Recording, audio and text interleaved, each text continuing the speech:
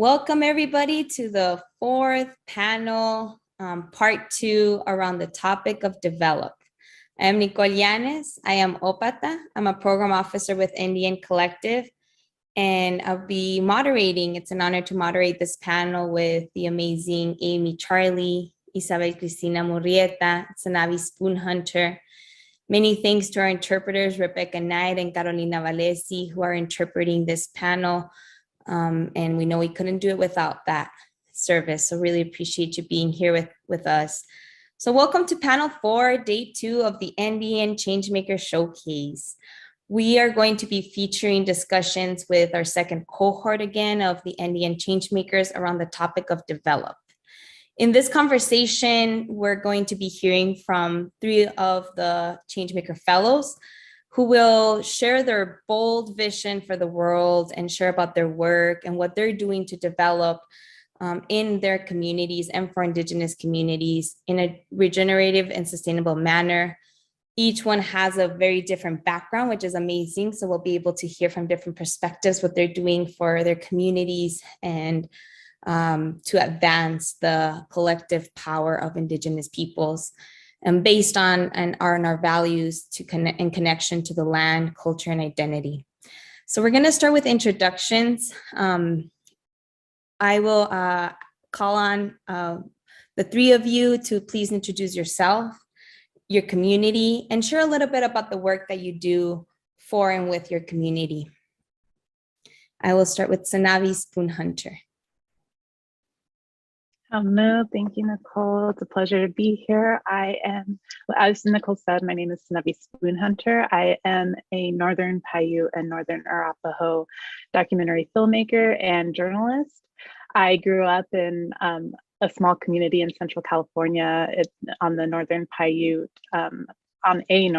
reservation.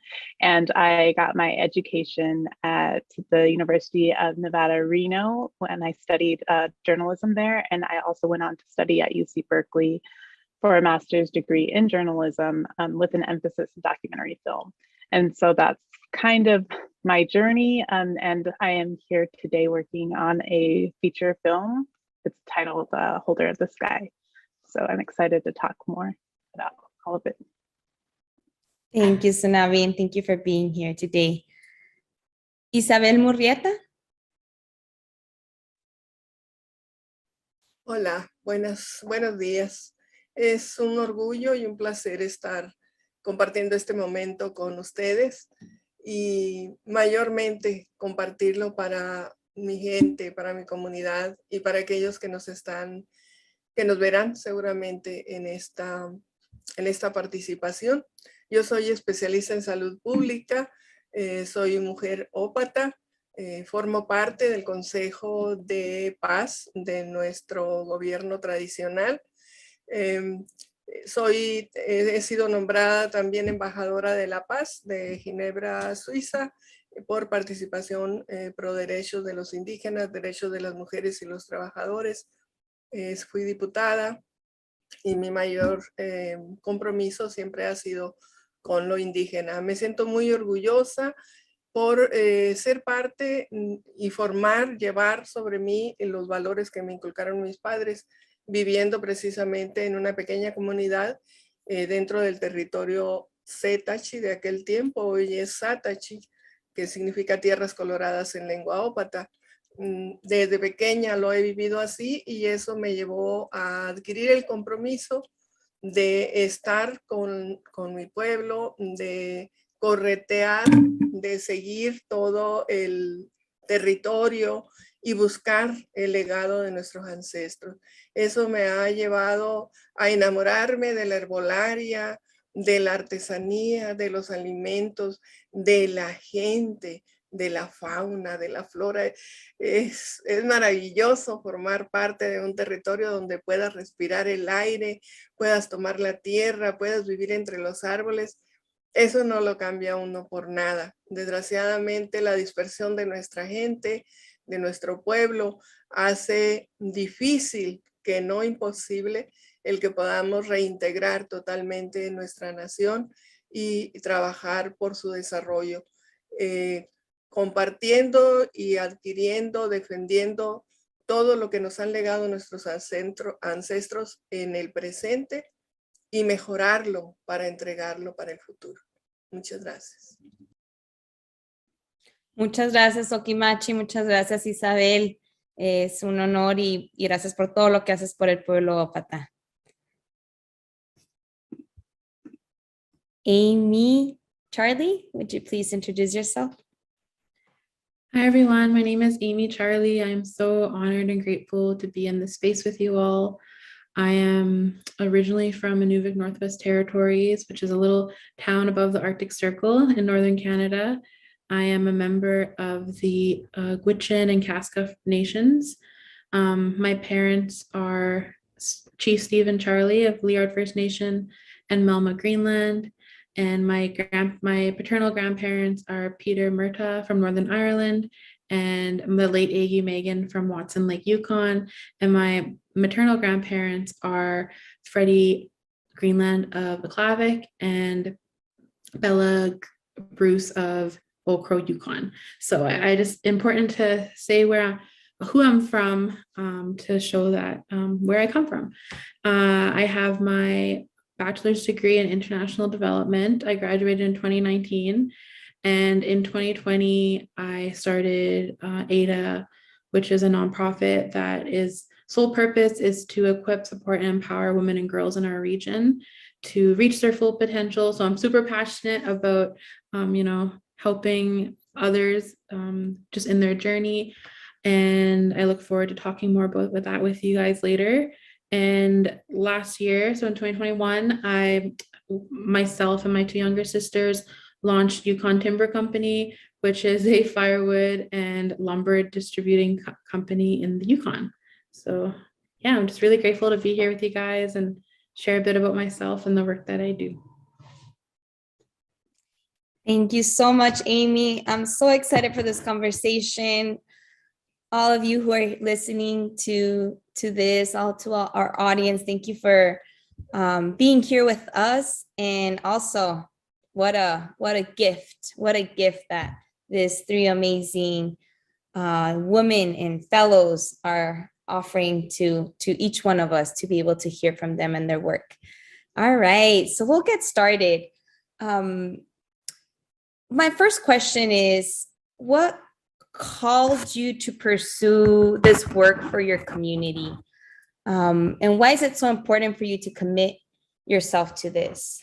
What is the purpose behind for you to do this work? And I'll start with you, Amie. Wow, okay. So for my nonprofit, kind of like the story behind it and like the reason why I do the work that I do was a few years back, I went through a really dark time and just struggling with like suicidal thoughts.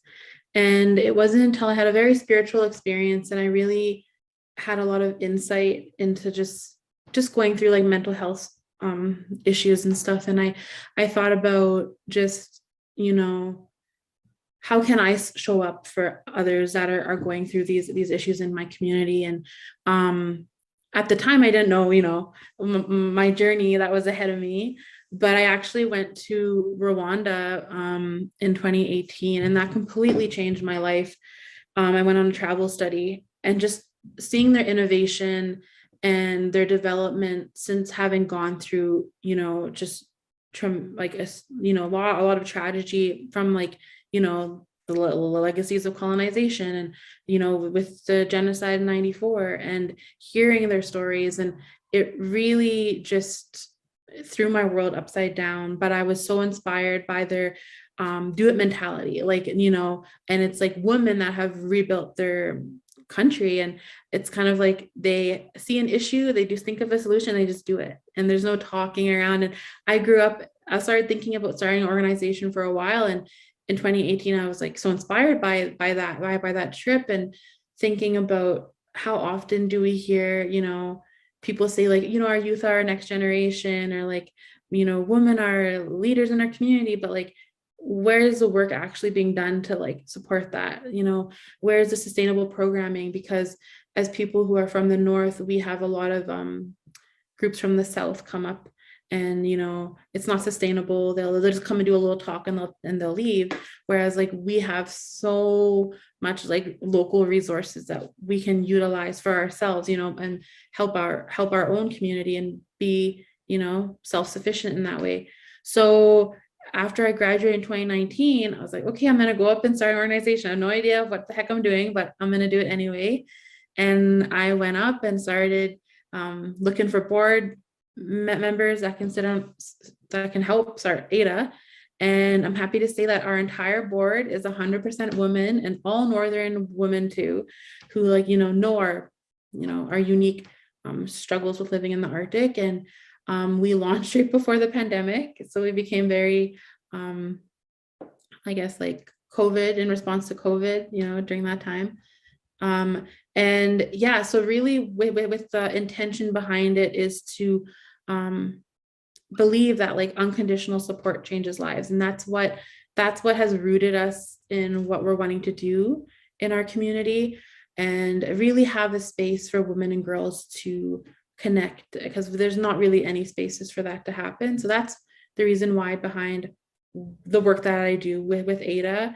And then with my business, just certain opportunities fell into place, and I was totally out of my comfort zone to be in the wood industry, because it's very like white male dominated industry, but it's been a learning experience for sure. And I'm so grateful to just have that business, with even though with all the challenges, I've been learning a lot. Thank you so much, Amie, for sharing that, and for showing up in this way today. We're going to hear more about your business here in a bit, but something that I love that you shared is how important it is for solutions to come from within our communities, from within our region, because when it is something that comes from outside, it's not sustainable. And so, the woman in your territory and where you're at is the one that knew best the solution and what needed to happen. So, and I love hearing that. Tsanavi, would you be able to share with us? Yeah, 1 second, sorry. Yeah, thank you. Again, thank you, Amie, for sharing your story. It was really powerful and exciting stuff you're doing.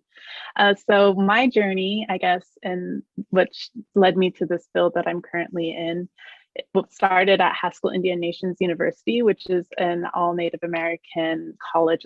It began as a boarding school, and it just evolved over time and is now a 4-year institution for Native enrolled members of all tribes across the states. And so when I went there, growing up in public school, I had no idea about, I grew up in culture. I knew my culture. I knew, ceremony. I grew up that way. But I didn't know the history of our people. That's something that we talk about now. It's a really important topic about erasure. And so my journey, when I went to Haskell, we learned about that. We learned about our histories on campus. Because it was a boarding school, there's a gravesite there with bodies and little babies. And so just going to that school and experiencing that really struck a chord in me, and really kind of, I guess, ignited that fire of how do we write the truth? How do we tell the truth of these atrocities that happened to us? And Native people need to know this, because I think that once we have that knowledge of our history, we're empowered by it. And I think that that's something that motivates us forward to want to change it and want to, stand in our truth. And so that led me into journalism. I took a course at Haskell led by Rhonda Lovato, who's still a professor there. And I just learned about kind of the power of journalism and how that can be a driving factor of change. And so I went to the University of Nevada, Reno in journalism, graduated, but I also really didn't like the fast pace of journalism, of churning a story in a day, not really doing a lot of research. And so that kind of made me want to pursue documentary filmmaking, because it has the potential to reach a larger audience. And also I do have that time to really sit and research what topic I'm pursuing. And so that's when I did my Master of Journalism degree at Berkeley. And that really equipped me with like the training that I needed to be able to tell stories that are captivating for people of different backgrounds, not just Native folks. And so with that training and with the support of the Indian Collective Changemaker Fellowship, I've been able to do that. I've been able to tell different stories that kind of talk about the history of Native people and the realities that they're living in present day. And I think that this type of work, the reclamation of our histories and the reclamation of our stories, is something that's really important to a lot of people in the journalism industry, especially Indigenous folks. And so something that lastly, just the last note I just want to say is that something that I really appreciate about Indian Collective is that they understand that there is talent. We have the talent, we just need the resources to be able to execute what we need to. And I think that that's something that otherwise I wouldn't have had, because I did grow up on a reservation. I have like a large family, so like there's only so much my parents can do. And so given this kind of support has really elevated my work. And so that's something that I appreciate. So much goodness there, Tsanavi. You know, it's something that I'm very familiar with Haskell Indian Nations. What an experience that you got to go there for, to school and then where you went from there too. It's so important for us to understand our history, and having had a bachelor's in American Indian Studies, like it's heartbreaking, you know, to start really digging in. Like we were all very depressed throughout that process, but as you said, it is empowering because it is so important for us to understand our present and where we're at and the future that we want to build. We have to understand what happened, right? And even there's a lot of similarities throughout North America and the globe on what has happened to Indigenous people and the genocide and the displacement, but it's very different for each tribe and each people too. And so it's really important that we dive into that history and that we tell our narratives, narratives ourselves. And so more power to you, more power to you. Thank you for sharing, and looking forward to the conversations we're gonna keep diving into. Isabel, ¿nos podrías, por favor, compartir qué te llamó, qué es el propósito de realizar ese trabajo para tu comunidad y por qué es para ti tan importante comprometerte con ese trabajo? De pequeña, mis recuerdos más antiguos, yo creo que se remontan a cuando yo tenía 1 o 2 años. Y siempre recuerdo a mi madre, a mi padre, con sus actividades cotidianas, pero sin dejar de reunirse en la tarde, noche, bajo un mezquitón que estaba frente a la casa, en donde nos platicaban historias que para mí durante mi infancia fueron leyendas, cuentos, no sé, cosas que nos inventaban según yo lo pensaba. Conforme fui creciendo, fui valorando lo que ellos nos decían, sobre todo cuando empezamos a compartir algunas tardes, noches, con un grupo indígena, un pueblito indígena muy pequeño que vivía en otra ranchería cerca de donde nosotros residíamos. Y había veces que ellos venían con nosotros y se hacían en las fogatas frente al mezquitón. Mi padre preparaba comida para todos los que estaban ahí y mi mamá compartía con las señoras y cantaban y rezaban y pues nos decían muchas cosas que yo no entendía, no sabía qué era todo eso.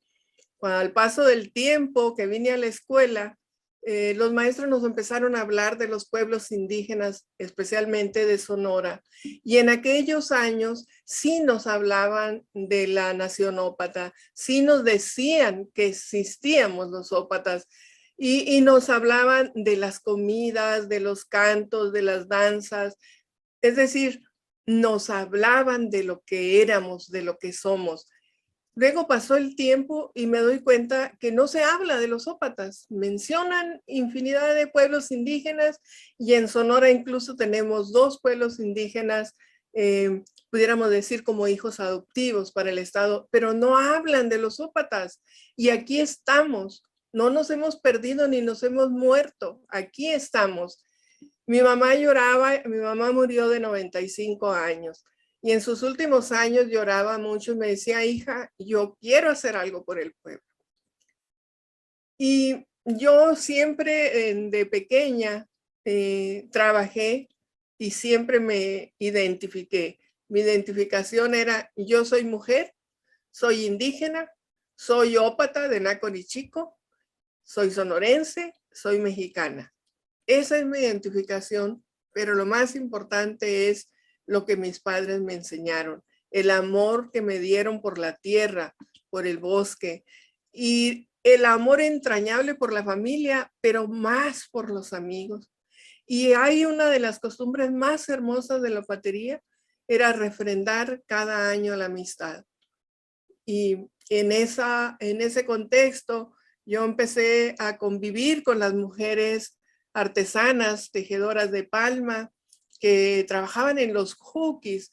Los hukis significa casa en la tierra. Eran unas excavaciones que cubrían con palma y mojaban la tierra tanto del techo, de las paredes y el piso para poder que fuera maleable, moldeable la palma. Pero eso les traía muchas enfermedades, sobre todo reumas, tuberculosis, hongos, etcétera. Y a mí me dolía mucho ver a las viejitas que mi abuela materna falleció con parálisis. Y eso me fue acercando a ellas especialmente. Pero luego estaba la segunda cosa importantísima, que era que en mi pueblo no se conocían los vestigios de la patería. La gente no sabía que teníamos pinturas rupestres, que había casas de cantil, que había graneros gigantes, muchas cosas. Ignoraban todo lo que era nuestro origen, nuestra esencia. Y desde hace aproximadamente 10 años que me he dedicado a recorrer el municipio por cañadas, por cuevas, por ríos, me he resbalado, me he torcido una rodilla, pero eso me hace amar más esa actividad. Así que divido mi trabajo entre recorrer el municipio y entre apoyar a las mujeres, a mis hermanas indígenas, especialmente en este momento con Buenavista de Nacorichico, donde hay un grupo de artesanas de la palma que no solamente tienen problemas para mantener vigente la artesanía de la palma, sino que se les ha dificultado poder adquirir la palma. Antes era muy fácil ir a cualquier promontorio, a cualquier cerro cercano y cortar las palmas, porque era libre todo. Hoy se dificulta porque la mayoría de los terrenos en el territorio tienen dueño y no todos permiten que podamos entrar con libertad para cortar. Lo mismo sucede con el agua. Se han ido terminando los maguechis, las milpas, porque solamente tenemos agua de temporal. Y la poca agua que corre está contaminada por las mineras. O sea que no solamente son obstáculos cualquiera que se puedan solucionar, sino que son obstáculos muy graves y que necesitan el respaldo no solamente de nuestra propia comunidad, sino del exterior para poder resolver situaciones que nos afectan y nos afectan severamente. Por eso es mi compromiso, por eso es mi pasión con todo lo que tiene que ver con nuestro pueblo. Y ahora que tenemos la posibilidad de reorganizarnos, de rescatar nuestras costumbres, nuestras tradiciones, nuestra lengua prioritariamente, pues alabo el trabajo de Edgar García Rosas, el tuyo, Nicole, el de Ricardo Tanori, el de la maestra Hilda, que desgraciadamente falleció, la maestra en Zaguaripa, maestra Adelina Valdés, que fueron mujeres que entregaron su vida, que entregaron su alma en trabajar por nuestra gente. Y con ese recuerdo me quedo, con ese ímpetu que ellos presentaron, sigo trabajando y seguimos en pie de lucha todas las mujeres, especialmente en este caso de la comunidad de Buenavista, pero tenemos organizado Podepe, Macuachi, en parte de Zaguaripa, en diferentes comunidades. Así es que muchísimas gracias. Muchas gracias, Isabel. Yo sé que pero no has hablado sobre tus libros y en adición, además del centro comunitario que estás haciendo para tu pueblo y para la nación ópata, sacaste 3 libros este último año sobre la leyenda, sobre la herbolaria ópata y es increíble, felicidades por esto. Es una contribución de que salga desde los abuelos y las abuelas que han compartido estas historias. Y gracias por llamar también a todas las personas. Yo sé que no nombraste a todas, pero a varias personas que han dado tanto esfuerzo para el pueblo ópata. Y sé que adicionalmente del trabajo que has hecho para tu pueblo y otros pueblos ópatas, de ayudar con despensas, de ayudar en la situación de COVID. Ha sido un año difícil, pero has logrado tanto. Gracias por compartir el propósito y llamar a este círculo, esta conversación que estamos teniendo ahorita a los ancestros y a todas las personas que han hecho este trabajo antes que nosotros y que por ellos y ellas estamos aquí hoy presentes.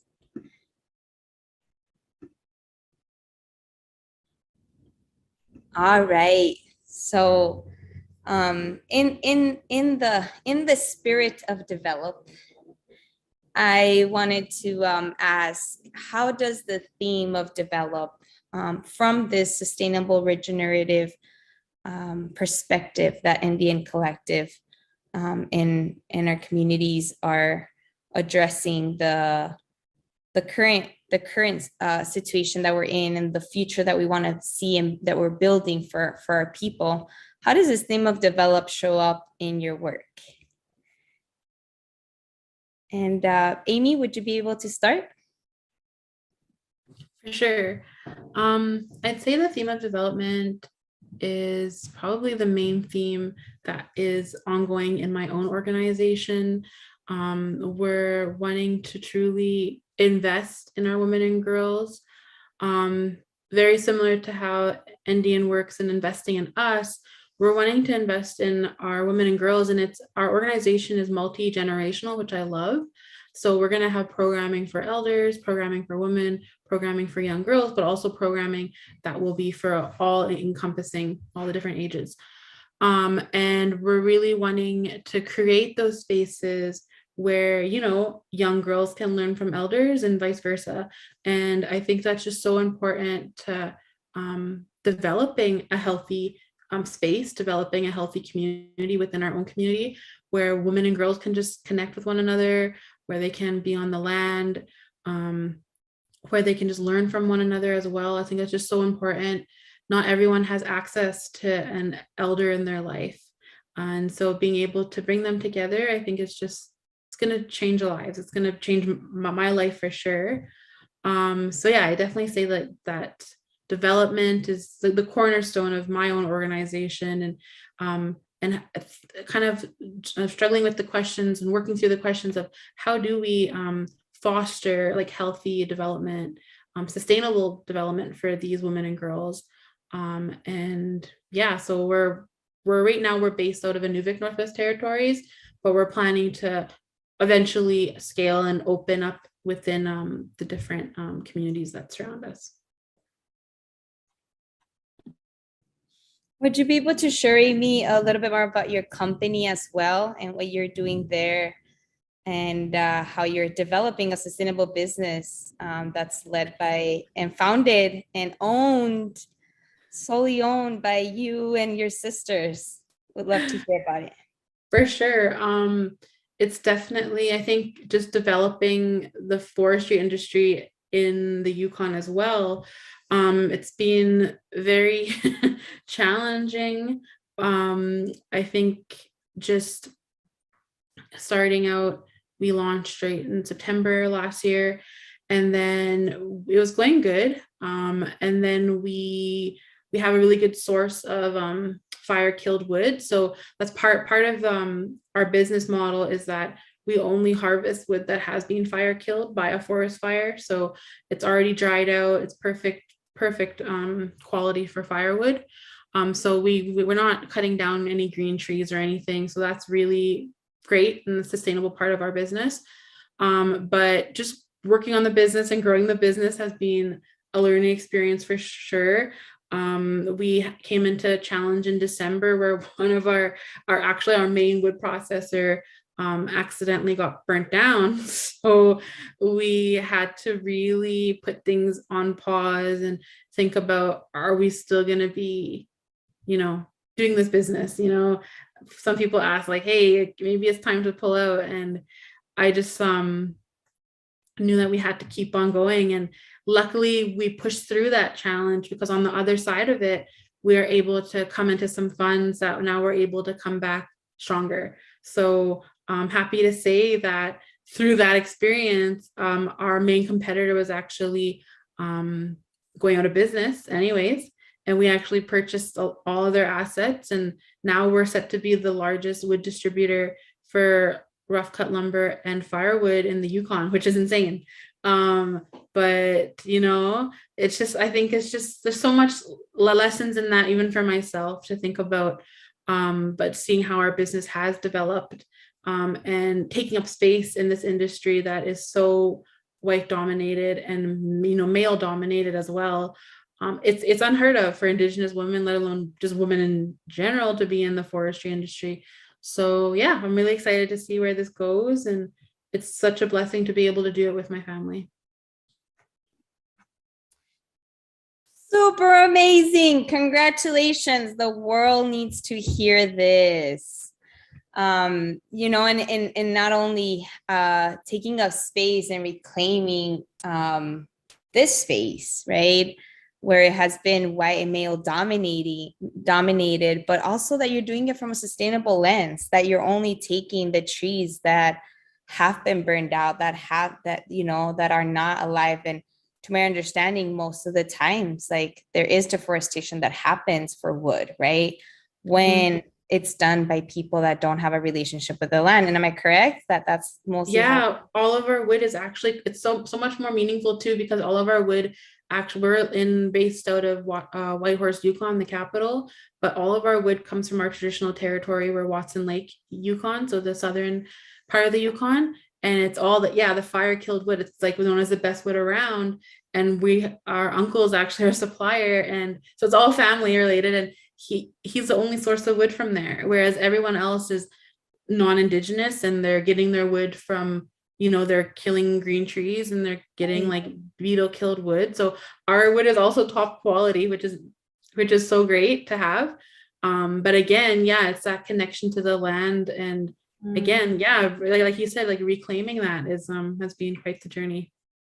This is a perfect example of how we can develop sustainable regenerative companies and enterprises and businesses, that it's working and in relation with the land, that we're not hurting it, and oftentimes even contributing and having that reciprocal relationship as stewards. And so just big congratulations. That's amazing. And I can't wait to see where it goes. I know it's had some challenges, and we can get into it a little bit more. And what you were talking about, Amie, with the programming that is being offered for the youth and with the elders, with the women, for the children, and how it's multi-generational. I was thinking of this is something that our communities had down, right? We knew, it takes a village to raise a child. That saying, it was just so organic and natural that this would happen. But now, because of colonialism and how our communities and families have been impacted and broken up, and now the children have to go to school, and now the elders are working, and we're having to create these spaces, and we do something that was so organic and natural, it's so important to have this multi-generational programming, and what I see you're doing is really rekindling that community space that we used to have, and that relationship and that kinship that we used to have before, and that we've had for a long time, and we still do, right? But of course, it has some of those spaces have been broken up by the current world that we're living in, and capitalism. So thank you for sharing that. Thank you. Tsanavi, can you share with us how the theme of develop shows up in your work? Yes. So thank you for sharing that, Amie. It's so awesome to hear like your work, because that's something that I also am capturing in a film that I'm working on, which I'll talk about too. But I think that like when I think of develop, I think of like when we are actually in a position where we can create and reshape our futures. And that means, like I had mentioned before, having that support. And thankfully with all of us, the Indian Collective was that support to give us the space to be able to create. And so for my work, creating films of like holding people accountable, telling these histories, and like just revealing that like, yes, Native people can take care of themselves. They can take care of the land that's surrounding them. And I want to give a little example for my film, and this kind of topic that we've been talking about, which is like land usage, and how Native people just totally have this different concept of land. I followed 3 different tribes in the state of Wisconsin in my film Holder of the Sky. One of them, I follow a farmer, another one, a fisherman, and then a forester. Funny enough. And so anyways, it's this idea of how these 3 people are connected to the land. I want to use my farmer as an example, because she went off to school, she got an education, she went to law school, she came back to her tribe, and she was able to work as a tribal attorney for a long time. And during that time, they had conflicts with a neighboring white community. And there was always a lawsuit after lawsuit, because her tribe was buying back land. They were buying back land. They were using that land to save it. They weren't using it as development. They weren't using it to build homes or build businesses. They were using it to preserve. An example of that would be like preserving their wetlands. So they bought this land back so that they can like be like, leave it alone, like let it, like we need this like ecosystem here. And yeah, so just that. And then the fact that like she went to school, was able to get this training and then bring it back to her community. And now she's like, I'm done with law. I just want to like be on my farmstead all day. And she's in her farmstead, she does communal like farming with other tribal farmers in the area. They have a bartering system. So it's like reconnecting to these old concepts and ideas that Native people have had throughout time, right? Of like, there's no concept of money in her world. It's like such an amazing thing, and like something that a lot of people like wouldn't even be able to grasp, right? But like she has that understanding because she grew up with that. She's reconnecting with that now, and it's just like such a beautiful thing. And so that's something that when I think about developing a development, I think about like, okay, what can we do to create and reshape a better future for ourselves and our kids? And I think that is just like such a phenomenal example of developing and creating that and using your training, in this Western world. But like, yeah, you can actually adopt that and reshape it in like an Indigenous perspective, which she's doing. And in that, she kind of talks about, well, it's this idea of if you do let Native people do their thing, they can take care of the land and it can benefit everybody as a whole. And so I think that that's just like really important. So I was just like really happy to share that. And I'm happy that Amy's doing the same thing, right? It's like Indigenous mindset. Thank you, Tsanavi. I love that, because it's so true. When we talk about develop, it doesn't just mean developing sustainable businesses or developing, housing. Oftentimes, and so important for us to help and be good stewards as we develop this lands and we, let the land heal itself and be able to return to its natural environment, which is one of the most important ways to mitigate climate change because there are carbon reservoirs, right? And so what we perceive as wealth is very different of how the Western world perceives wealth, right? And what is real wealth? For our lands to be healthy, because we know that's our source, that's where our spirituality comes from. That's where our cultures come from. That's where everything, our languages are so tied into it, and our own health. We see more and more cancer because of how the land is also hurting, and we're hurting it. And so I love that perspective and different perspective. You share that different perspective of how wealth is and what wealth is for how it can be perceived differently. And also love that you posed this question of what can I do to reshape the future that we're creating for ourselves? That's something that we all need to think about. What can I do to reshape the future that we are creating for ourselves? I love that. And Tsanavi, would you be able to share a little bit more of why it's so important for Indigenous people to develop their own narratives? And you're doing it through film, you've done it through writing, and so why is it so important that Indigenous people develop their own narratives from their own perspectives, and how problematic it is when it's not done from the people itself? Yeah, that's a really good question. And it's a question that oftentimes comes up in circles with other Indigenous folks in this industry. Just journalism itself is very, very colonial. And it's a very extractive type of field because you're extracting these stories from communities, and oftentimes they're wrong because they're being authored by somebody who hasn't lived the experience or doesn't have this inherent knowledge of their own stories and their own communities and their own issues that they're facing. Only they know that. And so when you get somebody outside of the community coming in and doing a quick piece about something that they know nothing about, it's oftentimes inaccurate. And that's just the reality of it. And so I think that coming into the journalism field, especially is, I went to Berkeley, like I had mentioned before, and there was one individual there who I worked with, I partnered with him. And I had presented this project that I wanted to work on, and it was based on a treaty, right?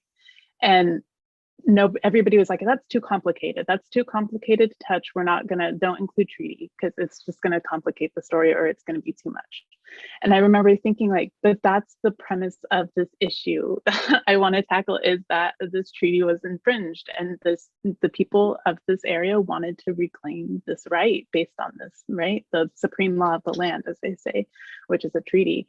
And so I remember sitting there and I was like, I just really feel strongly about this. And he's like, oh, the treaty, and mocked it. And it was okay, and now he claims to be a storyteller of Indigenous sovereignty. And that just goes to show how problematic it can be when you're having somebody who doesn't understand, but then now can try to say that he is working as an Indigenous sovereignty beat. It's do you really understand Indigenous sovereignty? Because back 2 years ago, you didn't, because you discredited the importance of a treaty.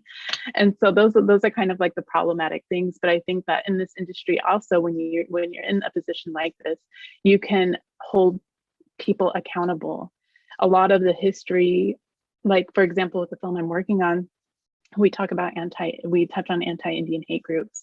And what does that mean? How has it been seen throughout history? And so that's kind of something that we're able to do, because as a Native person, I've experienced anti-Indian sentiments, as I'm sure a lot of other people have, anti-Indigenous sentiments, but to have an actual organization to expose and just hold up a mirror and just hold that accountable. And as an Indigenous person, I can do that. And it might be too much for some other folks, but as somebody who's lived that and knows about it, it's something that I feel like it's most important. And so I just feel really, really honored and privileged to be in a position where I can do that.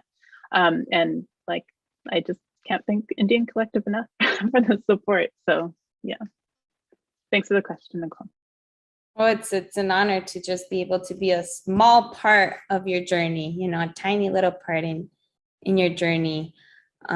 It's so true, you know, and even we've gotten used to the stories being inaccurate, you know, already like expected to be inaccurate, and we're like, oh, you know, they, of course, like, and it's not, it's it has to come from people that understand it, and so it's told right. Thank you, Tsanavi, for indulging us in that follow-up question and that insight. So important, so important. Querida Isabel, ¿nos podrías compartir cómo este tema del desarrollo está en tu trabajo? Sí, antes que nada, mi admiración para Amie y Tsanavi, y mi cariño, mi respeto, y de veras que las envidio. Están metidas de corazón y de acción con su trabajo y con su comunidad. Y qué importante es eso, porque se irradia y lo sentimos los que estamos lejos. Gracias. ¿Cómo lo empiezo, Nicole? Es que ya sabes que todo el año para nosotros, el 2021, el 2020 y el 2021 fueron catastróficos, tanto para la familia como para la comunidad. Nos impidió que pudiésemos trabajar todo lo que queríamos en ese tiempo, porque la pandemia pegó muy fuerte. Tuvimos pérdidas muy grandes, tanto en la familia como en nuestro pueblo. Pero lo más triste de todo es que hay otros obstáculos que no tienen nada que ver con la enfermedad, con el tiempo, sino con la acción propia del ser humano. Y eso nos ha impedido que la gente de la opatería pueda iniciar su desarrollo en conjunto. Seguimos dispersos y eso dificulta el trabajo. En el caso de Buenavista, por fortuna, es una comunidad pequeña y que sus viviendas están alrededor de la, de la familia paterna. Es decir, hay un núcleo que fortalece al resto de las familias, que fortalece y refuerza el tejido comunitario, que hace que los lazos familiares sean muy importantes para desarrollar el trabajo. Perdón. Que se sigue haciendo especialmente por las mujeres. Estamos ahorita en el trabajo de integrar a los jóvenes, a los niños en el aprendizaje con las abuelas, precisamente. Y estamos tratando de hecho ya se está haciendo. Hay algunas casas que ya tienen su propio jardín al interior de sus patios, en el que están cultivando hierbas curativas o hierbas de olor para la cocina, en la que están cultivando pequeños almácigos de chile, de papas, zanahoria, y los hombres se siguen trabajando esporádicamente con el maguechi por falta de agua. Desgraciadamente también los incendios forestales han pegado durísimos, hemos tenido sequías tremendas y entonces ahorita lo importante es sobrevivir a esas condiciones para que lo que nosotros estamos haciendo en el centro de la comunidad, o sea, es decir, en el pueblo, no en el campo, nos ayude a dar fruto. Es importantísimo que terminemos la casa comunitaria, porque ahí van a poder reunirse y plantearse entre todos situaciones que están viviendo y el cómo podemos hacerlo entre todos, vaya la redundancia. Y también para que los jóvenes puedan reunirse y trabajar, sacar adelante sus trabajos escolares, crear sus propias condiciones de juventud indígena, que es muy importante. Parte del desarrollo es precisamente eso, seguir sanando nuestros alrededores, nuestro territorio. Y digo nuestros alrededores porque es lo que tenemos, los alrededores de la comunidad. Limpiar, se han estado limpiando los cauces de las cañadas para que cuando corra el agua con las lluvias podamos rescatar también y concentrar en humedales o en lugares para la concentración de agua de lluvia. Estamos trabajando bastante en fortalecer, en cambiar la forma de los jukis, es decir, que no sean subterráneos, sino que sean externos, construidos con adobe, con un pequeño techo que realmente les permita el cruce del aire, aunque sigan siendo húmedos. Eso que les permita trabajar con menos riesgo de salud para ellos. Y eso es muy importante porque les da la seguridad de que el trabajo que están haciendo no solamente les está dando el producto para suministrar sus alimentos en la vida cotidiana, sino que además lo están haciendo con más gusto, con más sensibilidad, con la idea de que no están corriendo tanto riesgo. Estamos buscando la manera de reforestar algunas partes de los cerros cercanos con maguey, porque es la base del bacanora, que es la bebida ritual de los ópatas, y que se sigue haciendo por ellos, los varones, de una forma artesanal, que es la que realmente es la bebida tradicional nuestra. Porque ya hay mucho de bacanora industrializado, que no es lo mismo y que no cumple aparte con ese ritual de acercar a la familia, de trabajar entre todos, de que corre y trae leña, de que sigue, échale tierra. Eso hace que la gente se enamore de lo que hace cuando lo hace entre todos. Y junto a eso, pues seguimos trabajando en el rescate de nuestro legado natural, cuidándolo se han robado mucho de nuestro legado. Se han llevado las ollas, se han llevado las osamentas, se han llevado todo lo que era nuestro, porque era nuestro. Se lo han robado, lo han vendido. Y eso también afecta el desarrollo sustentable de nuestros pueblos. Tenemos un área muy importante, una región boscosa en donde la madera es parte del desarrollo sustentable de nuestros pueblos. La parte alta de la montaña, sobre todo lo que es Mesa de Tres Ríos y la parte del Pico de la India. Ahí incluso tenemos algunas partes donde se cría la trucha y que también significa un ingreso de diferentes formas para las familias. Y lo estamos cuidando para que no sean contaminados. Tristemente, muy cercano a esos lugares hay 2 mineras y tristemente y enojosamente está la minera de litio, la más grande, que queda precisamente en los terrenos de nuestro pueblo. Entonces, sí se nos ha complicado mucho la situación de buscar el desarrollo sustentable, pero no hemos dejado de hacerlo. Y vamos a seguir terminando con esto.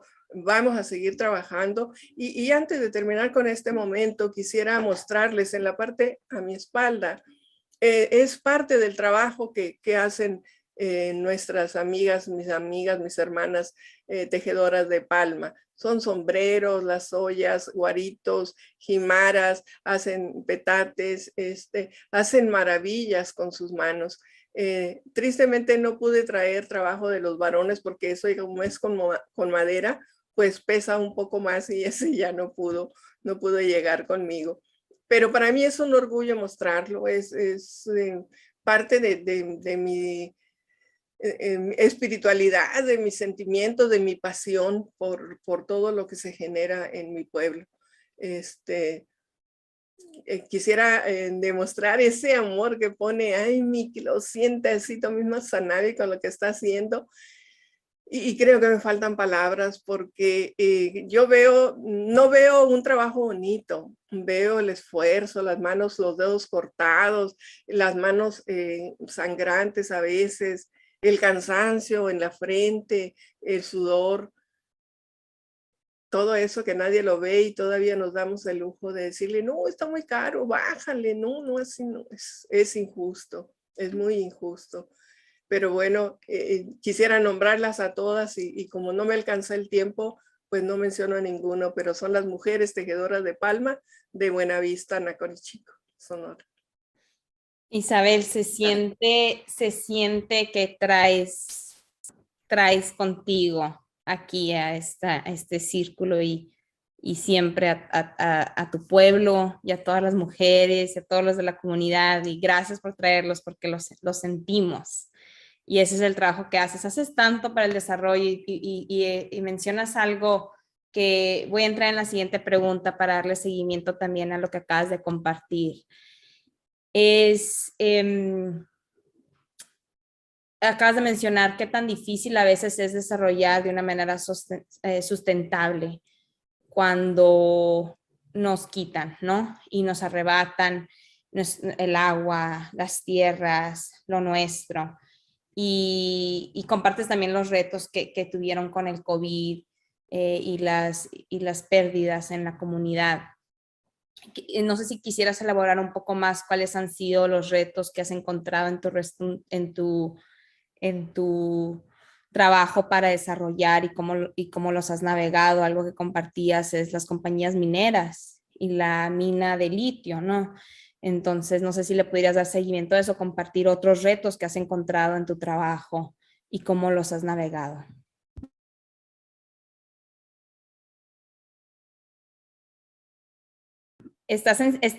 Tienes que poner el micrófono, Isabel. No. Tienes el micrófono. ¿Ahora? Eso es todo, ya. Ahí. Hay una situación, un elemento importantísimo que nos limita en el trabajo y que no puedo ahondar mucho en ello, pero es la inseguridad. Tristemente eso afecta demasiado y no depende de nosotros el poder poner una solución. Sin embargo, hemos transitado con la buena disposición, con el ánimo de enarbolar siempre que el trabajo es la comunidad, de que lo que vamos a hacer es solamente para el bienestar de esa comunidad, sobre todo de los jóvenes, los niños y los ancianos. Y ahora sí que, como se dice en los pueblos nuestros, como el burro con el tapojo en los ojos, ¿no? Sin voltear para ningún lado. Y no importa, pues lo aceptamos de esa manera porque así están las condiciones. Y lo único que queremos ahorita es seguir abriendo camino, abriendo brecha, dejando huella y sobre todo rescatando las huellas de nuestros ancestros. La dificultad mayor también que se ha presentado en la parte de nuestra comunidad es la ausencia de médicos. Ahora con el COVID, pues fueron nuestras enfermeras, nuestros enfermeros y nuestros médicos naturistas, médicos tradicionales, los sabios de la medicina herbolaria, las mujeres que preparan los tés, que van y soban y que no les importa arriesgarse en el contagio, sino que van y ayudan y son solidarias. Y con ellos he ido y con ellos he estado. Mesa de Tres Ríos, y por eso que he podido rescatar parte de la herbolaria y del trabajo. Y pues bueno, honor a quien honor merece. La gente de mis pueblos, la gente ópata es, como lo dicen los historiadores, la etnia más civilizada y mejor organizada aún en la actualidad. Y vamos a seguir insistiendo porque hay tristemente otra situación, es un reto grandísimo, es un elemento de importancia que no hemos logrado tirar y me enoja, la actitud de las autoridades que siguen ignorándonos, aunque llevemos lo que llevemos de nuestros documentos, de nuestras peticiones, simple y sencillamente no existimos, pero lo vamos a seguir haciendo y seguramente que pronto vamos a estar plantados en rebeldía. Con ellos o sin ellos, pero se va a hacer, Isabel. Y es un reto que muy grande, gracias por compartir, porque es difícil hasta decirlo en público, ¿no? Las amenazas y la inseguridad, no solamente de las compañías mineras o del gobierno, sino también de fuerzas del narcotráfico que existe y es muy peligroso estar por las calles y en los pueblos y especialmente de noche, especialmente como mujeres. Y pues sabemos el sacrificio también que haces en andar ahí moviéndote entre pueblos. Isabel, muchas gracias por compartir. Right. Okay, Tsanavi, would you be able to please share with us what have been some of the challenges that you've encountered in your work and as you have done this work to develop, and how have you navigated those challenges? Yeah, I just want to thank Isabel, and I just want to, she was talking about resources, and just a quick quote from my film. We interview an elder who was a leader and instrumental in a lot of like government policy, and she says, "This nation was built on Indian land and Indian wealth." And I just like that struck me, and I was like, yes, that is so true, so good. But I just wanted to share that because it was similar to what Cristina or Isabel was sharing with us. So I think some of the challenges on my end would have to be like, the film industry is costly. Documentary film is very expensive. Even with the support of this financial support of this Indian collective, I still have to gather additional funds for certain parts of the process to complete the film. And I think that another thing, more content-wise, that I've encountered is a lack of understanding of Native issues, and just people don't really get it, and so they don't see the value in it, right? If they don't understand it, they're not going to see its value. And I think that that's something that's like a little upsetting, because if people were taught about these histories in textbooks, they would be at a level of understanding, I think. And also, I have to say, like, the biggest challenge is looking through archival imagery that you hear harassment of Native people just trying to fish, for example, and steward and hunt in their own homelands. And I think that that was something that came up in one of our Indian collective meetings during the year when we had our when we were able to kind of come together and talk about and debrief and like be able to share our work with folks. That like one day I had been watching all of this footage of Native people being called red N-words or timber N-words, and I'm just like, what? And you can see Native people just trying to fish, and they're getting harassed by mobs of like non-Native people. And I think that that was something that really, really was heavy on my heart, because it was something I hadn't seen. And then if I think about that, and I think about those generations of people, and I just think about even further down the line what it was like, and you know, like seeing this type of imagery and these type of words being flown at Native people, it made me think of my parents' generation, right? And so when you put that in that context, and then I don't even want to know what, you know, it's just like so hurtful of what's happened like in our past and what our people have gone through. And I think that that's something that's been really difficult. But I think when Isabel was talking about recovering, right? Recovering these resources, recovering, you know, these practices.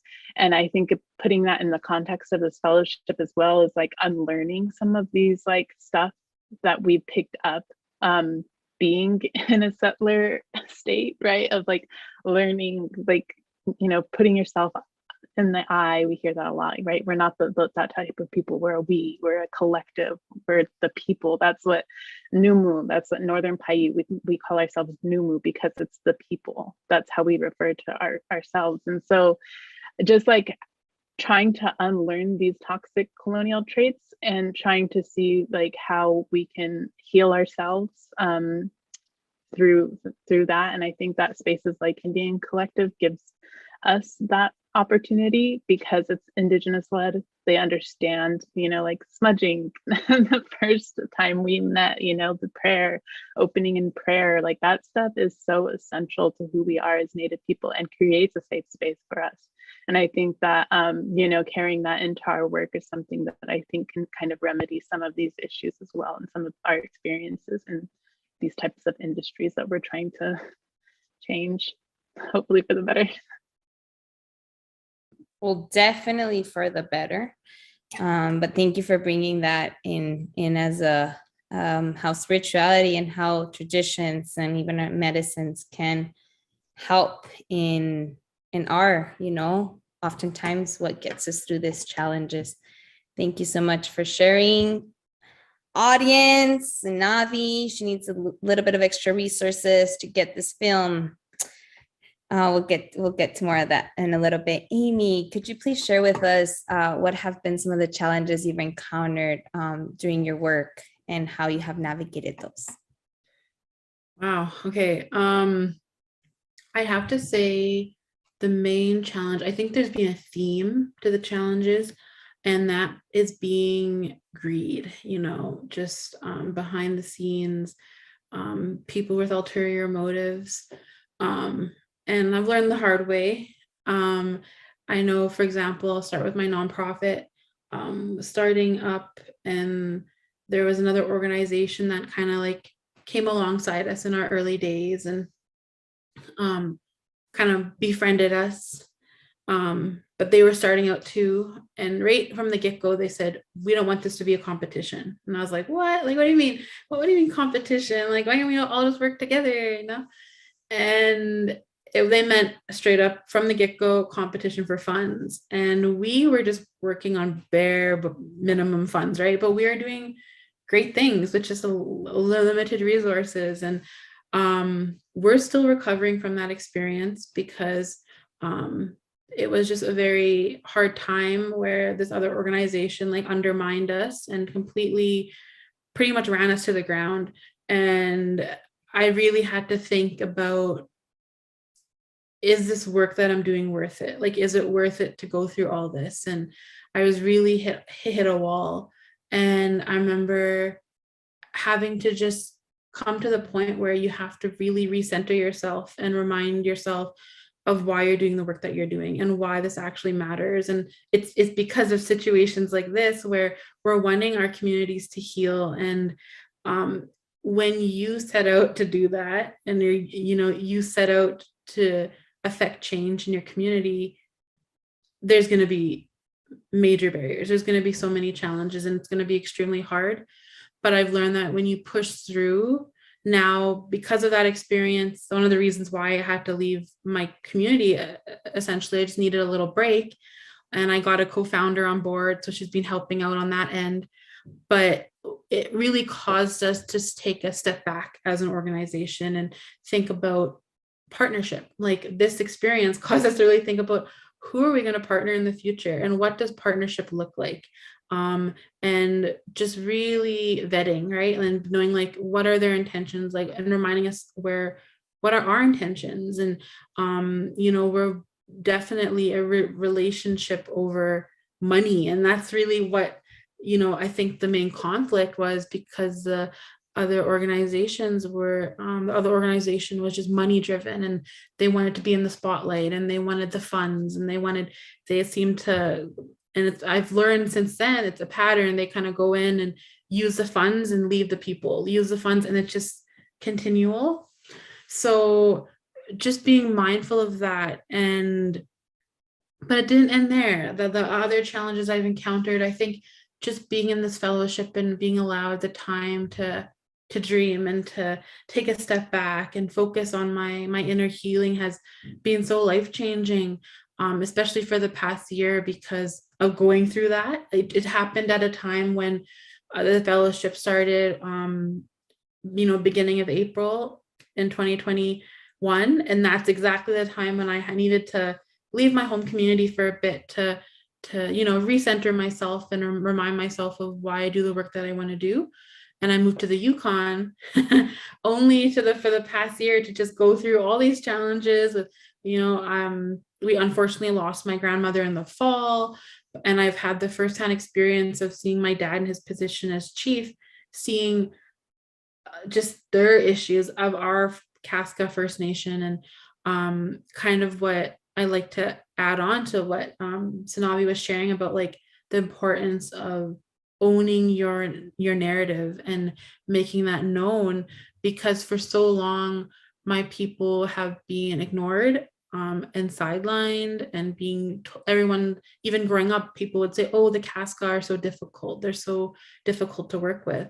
But when you actually look at it, they have one of the highest amount of resources in the Western Hemisphere on their land, and they've never ceded or surrendered any of their rights. They've never signed treaty. They haven't, and government since the get-go have come in and set up barriers, and there's always external forces at play to ignore them and push ahead, right, and have wealth, whereas they're just in poverty. So, and the corruption of the past chiefs for the past 40 years. So I've been able to see my dad come into the picture and truly be for the people. And it's been hard because they have obviously trust issues with the past, and affecting change through that, it's been extremely difficult.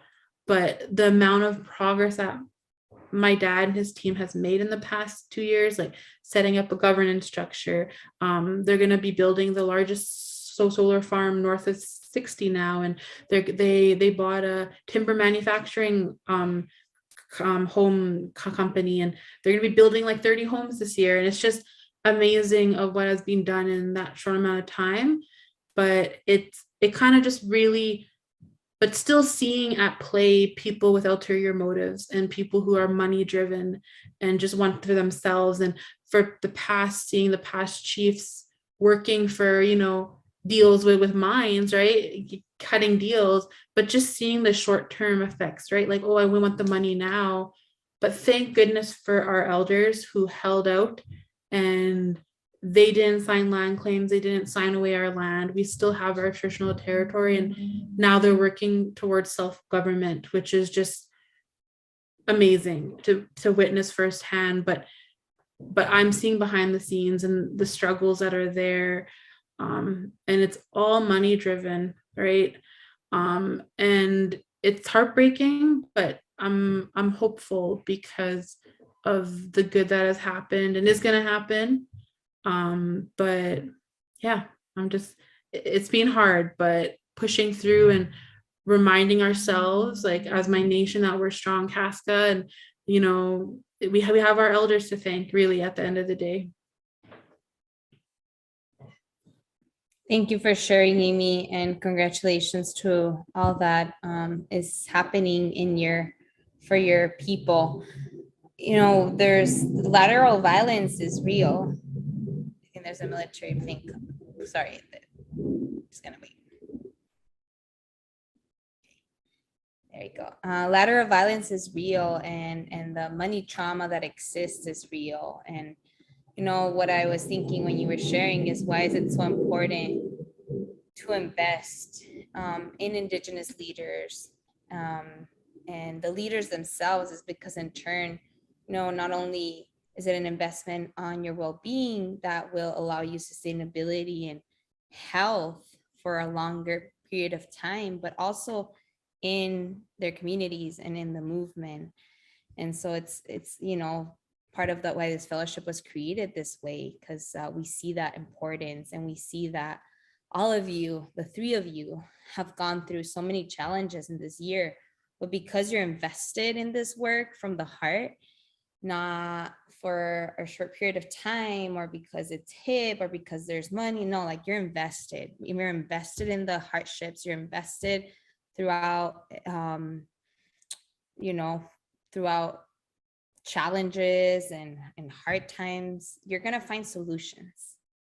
You're going to find solutions. And that's the difference when we invest in, when Indigenous peoples are invested in, that are in the community and working towards the solutions that we're going to find solutions. So thank you for sharing, the three of you, the struggles and the reality and the behind the scenes that sometimes we don't see, you know, we just see the end product or the good news. And so it's so important that this is shared as well. Amie, maybe we can start with you, but what are your biggest hopes for the future, and what message would you share with the other Indigenous people who might want to take the first step towards being a change maker in their own community? And I know you have been working with youth and.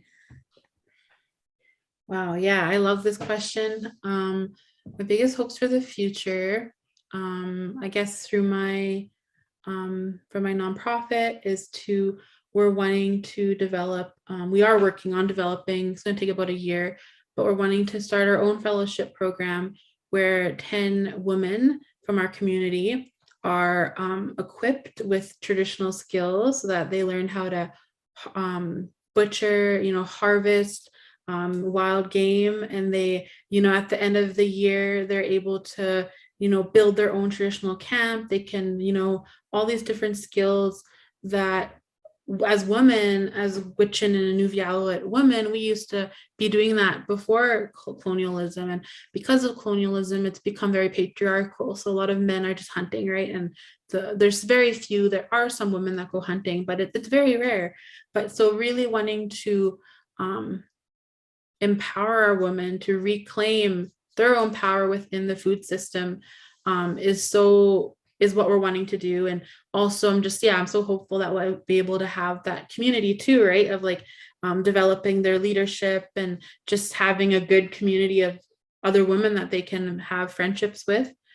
So I'm really excited about that. And we're also planning to build a healing camp outside of Inuvik that we can actually have a physical location to go to where we could do our retreats, our camps, our programming, and also rent it out to other organizations in our community. And it comes at a good time because the other one that another group is trying to get going, it's very closely impacted by flooding this past spring. So it's almost like a necessity because we don't have a physical location to go to for our organization. So we're really excited to be doing that. And then for my business, we're planning to be back up and running soon. It's just been some hurdles, but I'm really excited. I'm hopeful because our end goal is to use this business to, the wealth that will be created to invest back into our communities, invest into some artists' lives in our community as well. My sisters and I have a really big passion for supporting sustainable businesses. So we're wanting to use that wealth to, redistribute to other endeavors that we're wanting to do for our communities. And then, I'm just really hopeful for my nation moving forward. It's really exciting that we're reawakening our own power within our community and standing in that truth that we're very strong people. And it's really exciting. Things are starting to change in the Yukon, which I don't think government is liking that, but it's really, really empowering. For the first time, it's being like, no, actually you have to consult with us, and so that's really exciting. And the message that I would share with other Indigenous people who maybe want to, to be being a change maker in their community is, number one, really work on yourself. Pursue inner healing. It's going to be messy, but it's so worth it. And it's a continual process. You won't arrive at 100% heal. You're always healing. And I would say to get a support system around you, people that truly want the best for you and vice versa, people that have good intentions. And because that is a game changer at the end of the day, when you find people that are like-minded, and wanting to affect good change in your community and to do it in a good way, that changes things. So I definitely say get a support circle and invest in yourself and really take time to heal. So excited for what you just shared about what you your biggest hope for the future, and what you shared. I love that you shared about healing, because my sister was telling me the other day, healing is not the destination, but it's the journey. It's part of the journey, so that we can reach our true power, our true potential in this life. And I just love that, and it triggered that on me when you shared this. And creating a support system that's there to support is so important. Thank you, Amie, for sharing that. Tsanavi, what are your biggest hopes for the future, and what message would you share with other Indigenous people who might want to take the first step in being change makers in their community? Yeah, I think my biggest hope for the future, immediate future, would be finishing the symptoms. I can breathe. I just feel like this process has been just so overwhelming, and I'm like, oh God, I don't know if I'm going to do another one this long again, but we will see. But I think similarly to Amie, my future hopes, or my future hopes are in the youth, the next generation. I think that Native people really digging into their identity and seeing what type of positive difference they can make in their communities is something that I'm really looking forward to. And I think that taking up space in this field and in institutions, but on their own terms, how do they see themselves doing this? Because quite frankly, the way I'm doing it right now is not sustainable for a healthy lifestyle. And so how do Native people how can they navigate this space and change it for that benefits them and is fulfilling for them? And I think that that's something that I'm really hopeful for. And I don't think that it necessarily needs to come through educational institutions like Berkeley and Ivy Leagues. I think that Native people, they can just go back to their homelands and learn their history. They can go back to their homelands and reconnect with the land, reconnect with their traditions, reconnect with their ceremonies. And I think that that is even more fulfilling. And they're going to have that knowledge, and they're going to be able to be the only ones that have that knowledge because they're putting in the work of reconnecting with all of that, right? And sustainably, being sustainable, learning how to do that stuff, I think is really important. So I would hope Native people, they think about that, they think about how they can reconnect and live that lifestyle. And I think that that's something that I think excites me as well. And also the advice I might share with other Indigenous people would be that it's okay to make mistakes. We're all going to make mistakes. Nobody's perfect. You're not going to always say the right thing. You're not always going to make the right choices. Relationships aren't going to be pretty. You might have to distance yourself from some, and it's going to be hard. And that those mistakes, I think, you're going to learn from them and not beat yourself up over them. And and lastly, I was talking about, is knowing who you come from, knowing your people, knowing that, I think is something that I would want to leave with the other Indigenous youth and change makers. Oh, Tsanavi, dropping some wisdom there, dropping some serious wisdom. I can't imagine you when you grandma Tsanavi.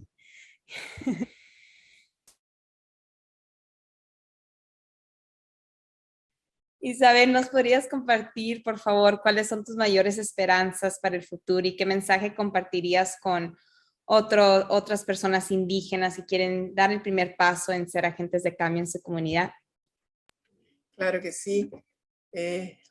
Yo soy muy creyente del poder del espíritu, del poder de esa energía universal que nos aglutina a todos.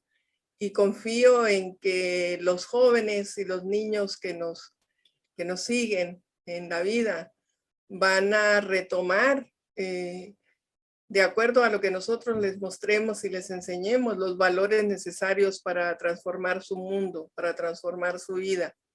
Y en el caso de nuestra comunidad, coincido totalmente con Tsanavi. Es importantísimo transmitir el conocimiento de los abuelos y de los padres, para que en esa transmisión oral vaya también la espiritualidad, el sanamiento, el amor por la naturaleza y por todo lo que en ello conlleva. Porque si no se los mostramos nosotros a los niños, a los jóvenes, no lo van a vivir. Estamos viviendo en un mundo que nos separa de lo natural, en un mundo que está saturado del internet, de la televisión, de la radio, de todo lo que es máquina, y eso le quita el espíritu y le quita la bondad al ser humano. Yo estoy segura que además las mujeres, especialmente de las mujeres indígenas, son las que van a lograr esos cambios.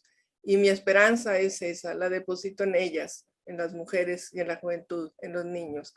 Y no soy de dar consejos. Creo que cuando nos dan un consejo, por el simple hecho de que nos lo dieron, lo rechazamos. Entonces, simple y sencillamente le comento a los que quieran ser cambiadores, changemakers, que piensen si realmente quieren formar parte de esa comunidad en la que van a trabajar, en su comunidad, y que piensen además que lo que ellos hagan será lo que los demás sigan, porque siempre se educa con el ejemplo. Y con el ejemplo es como logramos más. Hay un refrán que yo aprendí, no es un refrán, es una frase de un epidemiólogo muy importante a nivel internacional.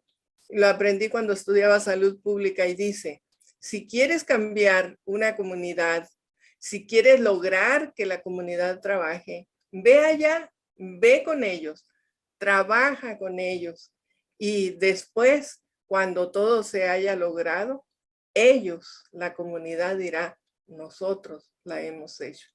Entonces se adjudica y se sienten parte de, y eso es lo que nos hace falta. Que piensen que un pequeño esfuerzo da muchos frutos, y seguramente por pequeño que hagan un trabajo comunitario, van a recibir una gran recompensa, que es el reconocimiento de la propia comunidad. Y en ese sentido, pues gracias, Nicole, gracias, NDN. Yo no hubiera logrado nada de esto porque mi salud estaba muy mal. Y logré mi salud, logré educación o conocimientos nuevos, y creo que lo que está pendiente lo vamos a lograr pronto. Gracias. Gracias. Gracias, Isabel. Creo que un tema aquí que se compartió es sobre estar en comunidad e ir a la comunidad y estar ahí con la gente y hacer el trabajo desde ahí y agarrar tu conocimiento desde ahí verás qué es cómo puedes contribuir y qué es tu rol, ¿no? Para cerrar, Isabel, si quieres compartir, no sé, algo más de qué es lo que te espera próximamente y cómo pueden la audiencia seguir tu trabajo y apoyar tu trabajo o tu comunidad. Está tu micrófono apagado. Cierto. Estamos construyendo una página web donde vamos a subir todo el trabajo, y también estamos por terminar una AAC, una organización con las mujeres tejedoras de palma, y pues ojalá que realmente recibamos apoyo, no solamente para ellas, sino para la propia comunidad. Son comunidades muy lastimadas y que sí necesitan verdadero apoyo. Y es difícil a veces trabajar con los recursos propios. Entonces, pues nada, estoy en Facebook como Cristina Murrieta, y pues ahí me pueden contactar. Muchas gracias. Perfecto. Pueden contactar a Cristina e Isabel en su Facebook como Cristina Murrieta y esperar una página donde pueden apoyar su trabajo y el trabajo de la comunidad. Muchas gracias, Cristina, por estar hoy con nosotros. Es un honor y fue un placer para mí estar aquí contigo hoy.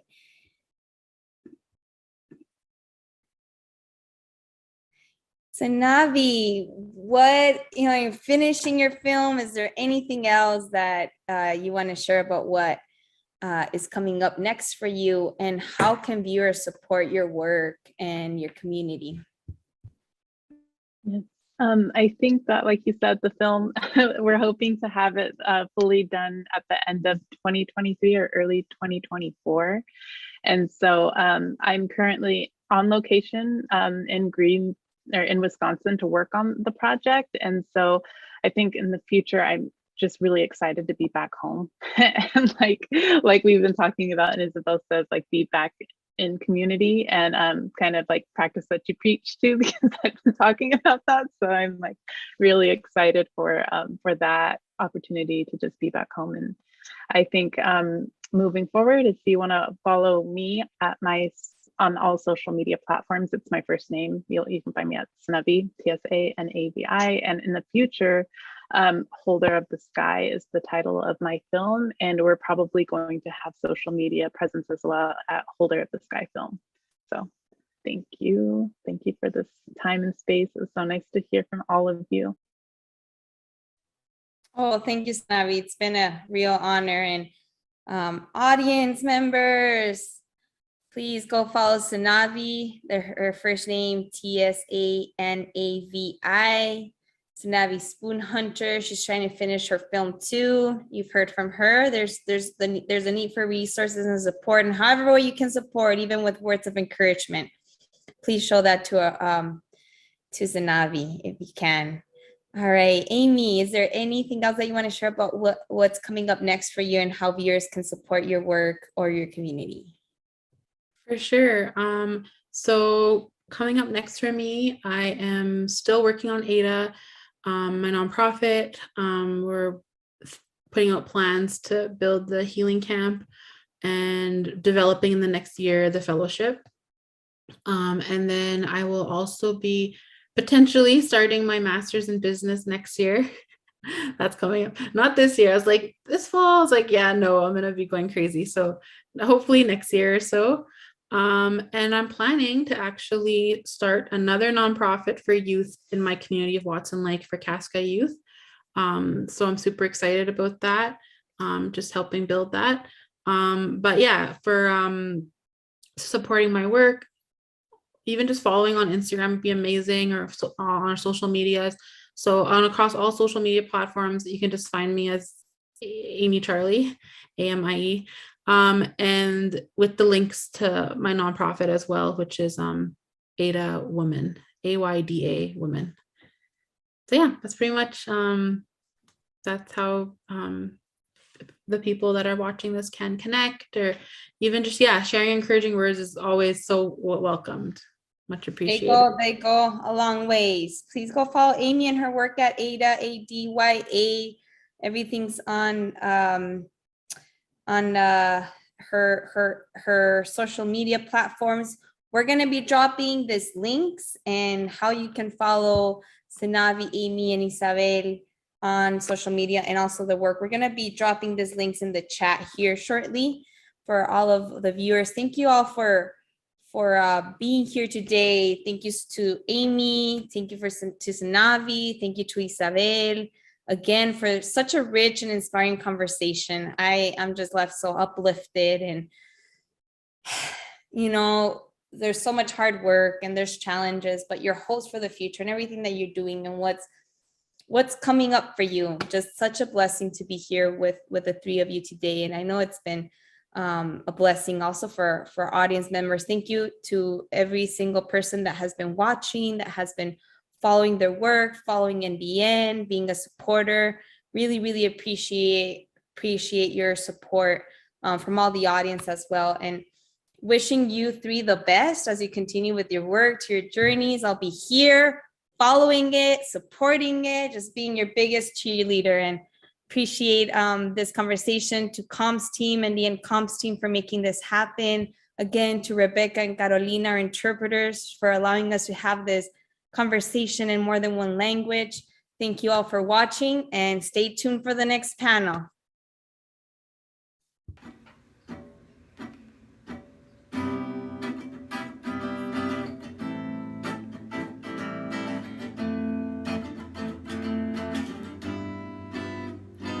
Hiding the truth, no, that ain't the move. Find all the people that help you to grow. Your skin is so smooth. whose job is to soothe. Oh, you're proud of my sound, baby, I'm proud of you too. You are so down, well you know I am too. Been quite a while since I was roaming the ghost of the home in my town is all staying the same, except you and your colors are growing out lanes. So beautiful when you blossom there. It's okay if you change, oh, you can change, oh, you can change, you can change if you don't want to stay the same. I had a nightmare that you stayed the same, oh, banking on fools, no that ain't the move. Tell me who will want company that don't accompany each of your dreams. Fuck as a family if they don't just comfort your schemes. I've been away, dodging disaster decay, causing a gap with the travels I tuck in that day. Tuck in that day. If you still fuck with the man and his plans, give you the praise in advance. Raising the spirit, igniting the engine, exhausting the cost of attendance and friendships. But bitch, I do blossom. It's okay if you change, oh, oh, oh.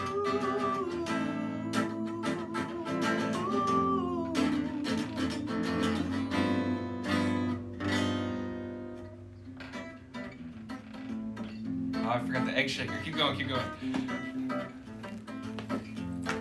Give it up, everybody, for the Tewa. Here we go.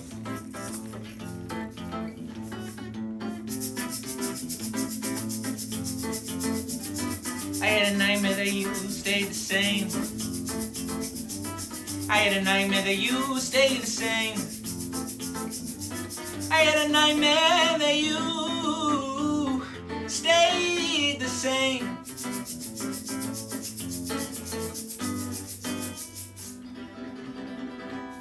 That was Blossom. Thank you. That was really good.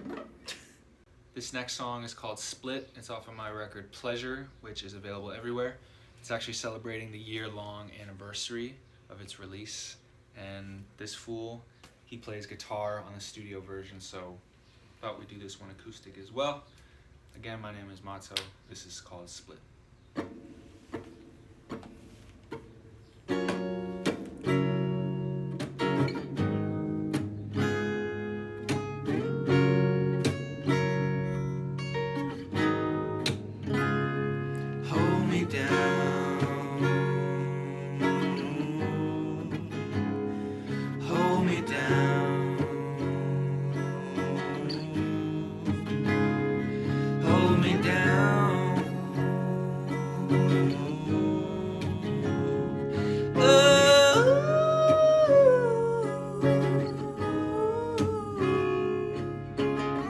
I'll split my check with you if you check for me.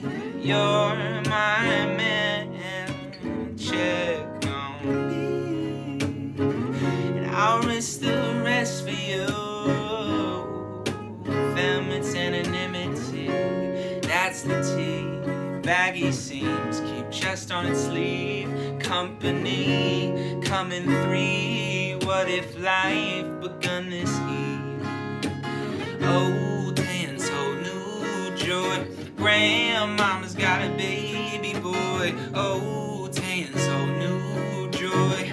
Grandmama's got a baby boy. I said old hands hold new joy, 'cause grandmama's got a baby boy. Hold me down. I said hold me down. Hold me down.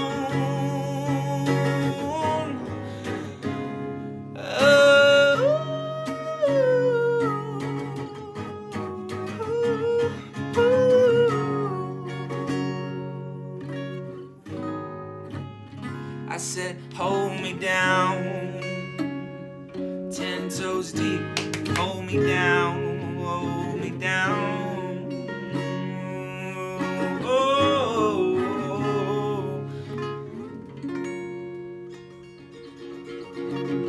dang, that was pretty. I like that. Okay, cool.